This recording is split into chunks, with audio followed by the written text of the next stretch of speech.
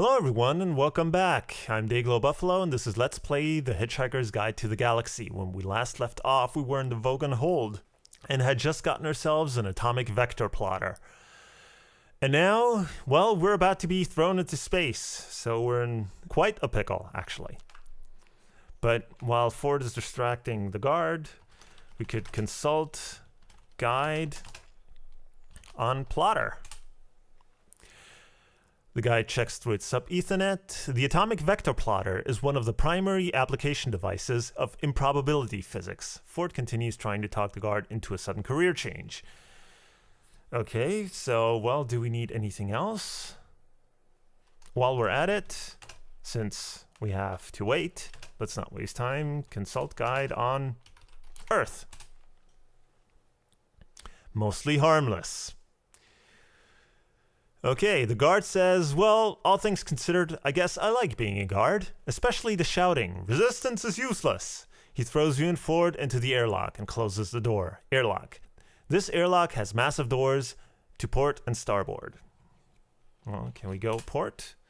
The inner door is closed. Can we go starboard? The outer door is closed. Okay, what can we do? Let's try and wait. Ford points at the outer door. In about 2 minutes, it will open and will be ejected into the vacuum of space. But don't panic, I'll think of something. We already once managed to escape certain death by boarding, or better, illegally boarding another spaceship. So let's look at the device.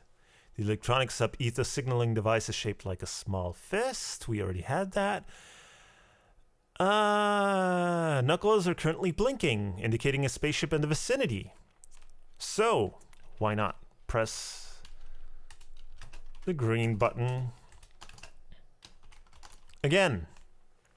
Every molecule in your body gets pulled away from every other molecule. Then suddenly they snap back together like elastic, and you find, with a dizzy head and very sore molecules, that you are in dark. Well, we've seen that before. So try and look. Hear nothing, see nothing, smell nothing, or feel nothing. Taste anything, actually, not nothing. But the important thing is to see that all 5 senses are actually there. So let's see. Hear, see, smell, feel, or taste. They're still all there. Taste, see, hear, feel, smell. See, smell, feel, taste. Okay. We're missing hearing. So let's listen to darkness. You hear the deep and distant hum of a star drive coming from far above. There is an exit to port. So let's go port. You can't go that way. Okay. Let's go aft then. We were lying about the exit to port. Well, thank you very much. You emerge from a small doorway. Entry bay number 2. This is an entry bay for the Heart of Gold. A corridor lies aft of here. There's a sales brochure here. This looks like that incredible new infinite improbability drive spaceship, the Heart of Gold, says Ford, with growing excitement. Announcement! Announcement! This is Eddie, the shipboard computer. We have just picked up 2 hitchhikers at an improbability factor of 2 to the 24,914th power to 1 against. Okay, let's take the brochure. Taken. Come on, let's look for the bridge. You follow Ford and eventually come to the bridge. This is the bridge of the Heart of Gold. A gangway leads down and steam comes from an entrance port. Next to the control console is Eddie, the shipboard computer. At the controls, apparently expecting you and Ford, are men with more than the usual number of heads. The name Zaphod is stitched on a shirt, and a dark-haired woman holding a handbag. Both seem somehow familiar. There's a molecular hyperwave pincer here. So since it's here, let's take the pincer. You're holding too much already. Hey, Zaphod, how you doing? Says Ford. He's cool. Not bad, Ford. Great to see you, replies Zaphod. He's cooler. You suddenly realize that the woman is Trisha Macmillan, call me Trillian, whom you were trying to pick up at a party in Islington just a few weeks ago, and that Zaphod is the guy she eventually left the party with. Odd. So we can't take the pincer because we're holding too much already, but now the thing that our aunt gave us will come in handy. Like my spaceship, Ford, says Zaphod. Your spaceship, says Ford, losing his cool for a second. Yeah, I stole it, Zaphod admits. I'm gonna use it to find the legendary lost planet of Magrathea. Let's go sit in the sauna while I explain. Zaphod, Ford, and Trillian all head off to port. Okay, they just ignored me, left me standing there. Fair enough, but as I was saying, now the thing our aunt gave us actually comes in handy because we can put all in thing. Because we can transport stuff in it. And it actually has a whole lot of room for stuff, so it's very useful. It has no other use, but it's useful for that. So, everybody else went to the sauna, why don't we? You enter the sauna. After several hours, you come out a changed man. Well, good for us. So, we were on the bridge. Bridge of the Heart of Gold. Gangway leads down. Steam. Eddie the shipboard computer. There's a satchel here. There's a handbag here. You feel a wave of depression sweep over you, and you turn to see Marvin, the robot, has stalked miserably into the room. He's of no use to us for now. So let's take Pincer first of all. Marvin wanders off. Let's also take the handbag. And open the handbag. Opening the handbag reveals a pair of tweezers. So let's take the tweezers. Then we saw the... You see nothing special about Eddie, the shipboard computer, so there's nothing else we can do here for now, but actually we can leave the plotter here because we will need it later. So for now, let's go down. Corridor, fore end.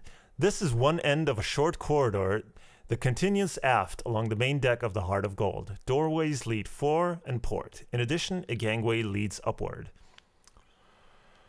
Just gonna explain something quick here. When I played this game recently, I ended up carrying a whole bunch of stuff that was more or less useless and was cluttering up my inventory. I hadn't really quite figured out that I could put all the stuff in the thing, and that would actually ease my inventory needs. So what I ended up doing is kind of organizing all the things that I didn't want to carry around with me, but I wanted to have on hand, and organize them by leaving them in different rooms. So what I did is, let's go north. Entry bay number 2, this is where we came in from.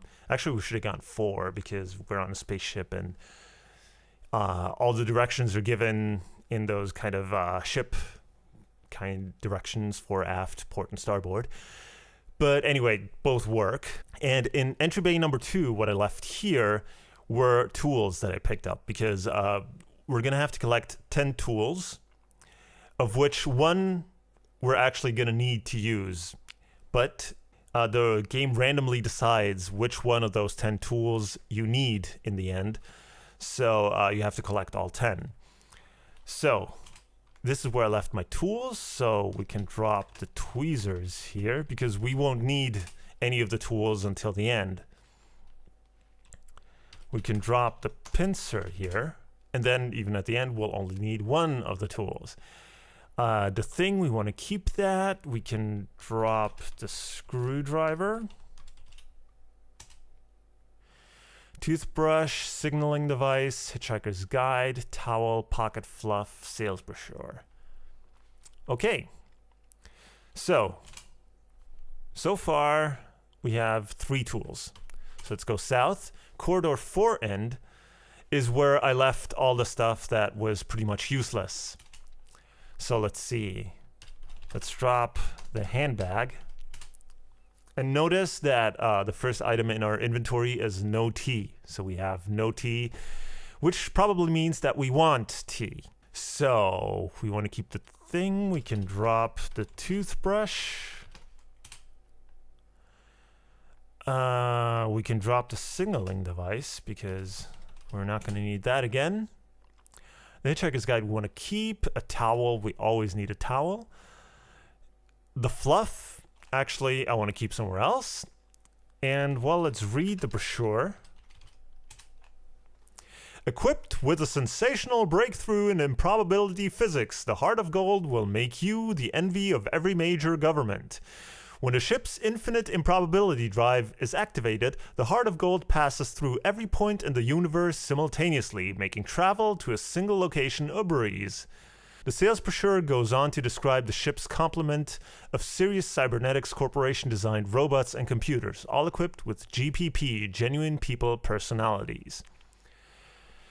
Okay, now that we've read it, we can drop it, because it's of no use. So do we have anything else? Okay, so first we want to consult the guide on the towel. A towel is the most useful thing besides the guide a galactic hitchhiker can have. Its uses include travel, combat, communications, protection from the elements, hand drying, and reassurance. Towels have great symbolic value, with many associated points of honor. Never mock the towel of another, even if it has little pink and blue flowers on it. Never do something to somebody else's towel that you would not want them to do to yours.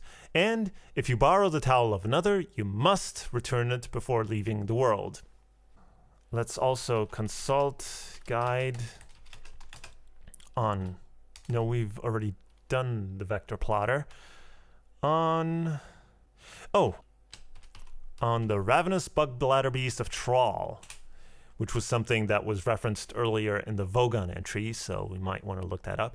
The ravenous bug bladder beast of Trawl is a mind-bogglingly stupid animal. It has almost no capacity for learning from experience, and is therefore surprised by virtually everything that happens to it. Here is an example of how stupid it is.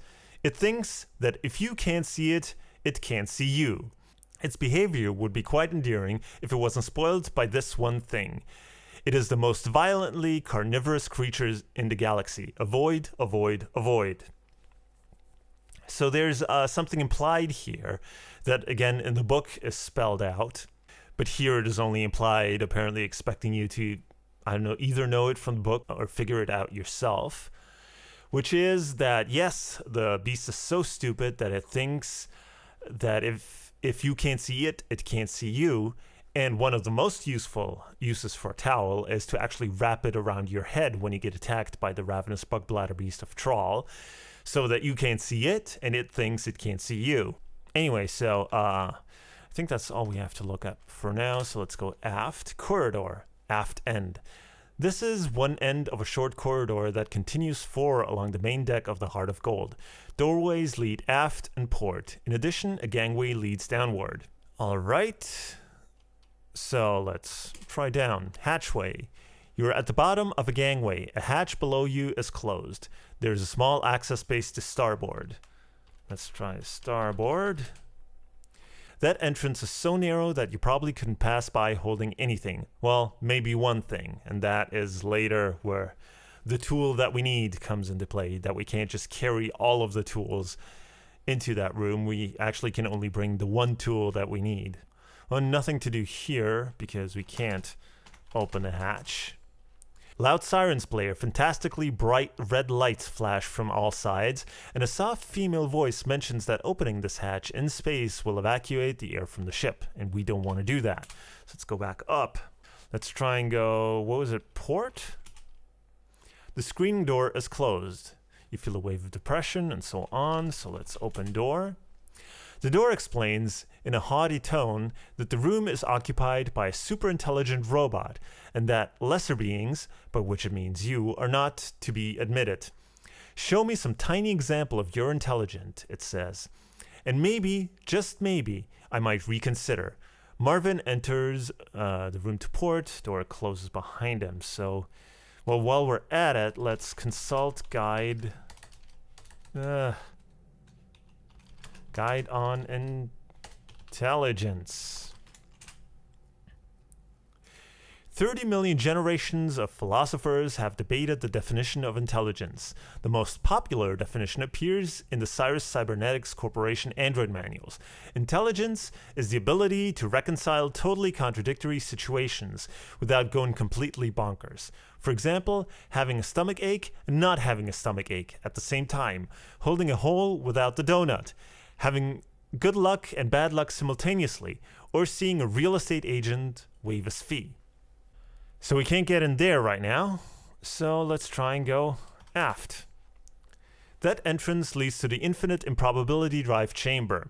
It's supposed to be a terribly dangerous area of the ship. Are you sure you want to go in there? Yes. Absolutely sure. Yes. I can tell you don't want to, really. You stride away with a spring in your step, wisely leaving the drive chamber safely behind you. Telegrams arrive from well-wishers in all corners of the galaxy congratulating you on your prudence and wisdom, cheering you up immensely. Okay, that's not exactly what we wanted to do. But hey, let's leave it off here for now. So I'll thank you for watching, and I'll see you in the next part.